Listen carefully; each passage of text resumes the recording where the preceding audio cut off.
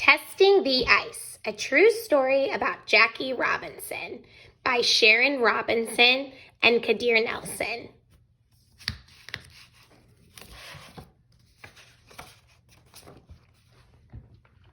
The year was 1955.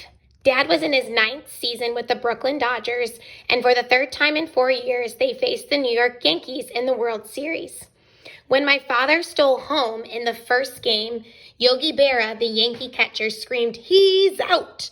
The umpire, however, shouted, "He's safe!"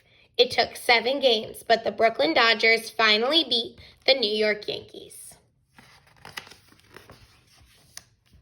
Oh, how we celebrated. Earlier that same year, my family moved from Queens, New York City to Cascade Road in Stamford, Connecticut. Our new house sat in the middle of 6 acres on a narrow, twisted road named for the waterfall at the end. The best part, according to my father, was the woods on 3 sides of the house, which screened us from passing cars and curious strangers.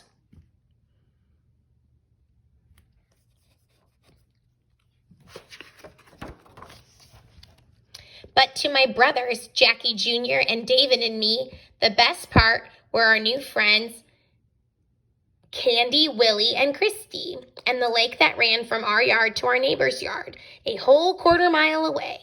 We spent our first summer playing by the lake. We had picnics, we swam, and we rowed our boats.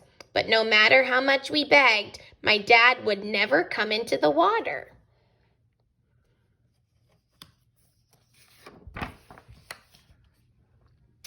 How our friends loved playing inside our house. Our playroom had a pool table, a soda fountain, and a huge gray boulder that was built into the wall.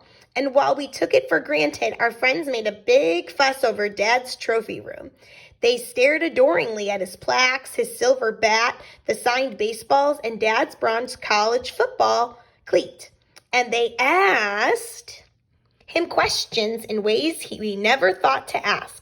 Then one rainy Saturday morning, over a game of Monopoly, they got Dad talking about his historic entry into Major League Baseball.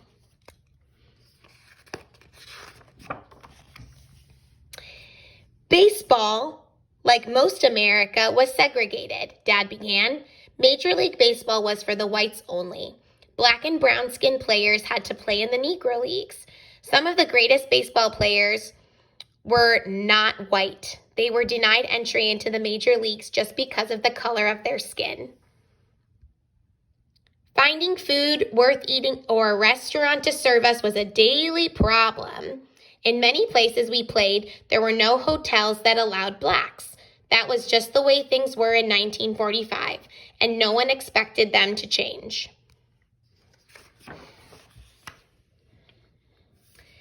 I was playing for the Monarchs when Branch Rickey approached me. He told me he could get me into the Brooklyn Dodgers. "I know you're a good ball player," Mr. Rickey barked, "but do you have the guts for this?"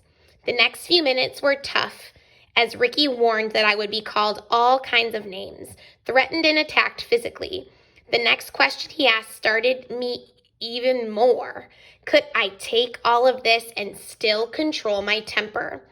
I thought of the doors opening to other black players after me and how the color barrier of baseball would be shattered. There was only one answer. "I'll do it," I said.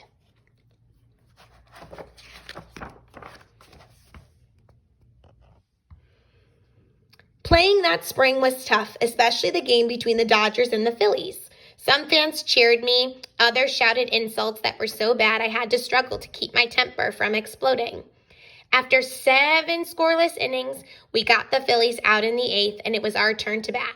I led off. The insults were still coming. I lined into center field for a single, then took my lead. I cut for second. The Phillies pitcher threw wide. The ball bounced past the shortstop. I rounded third and made it home. That was a sweet victory.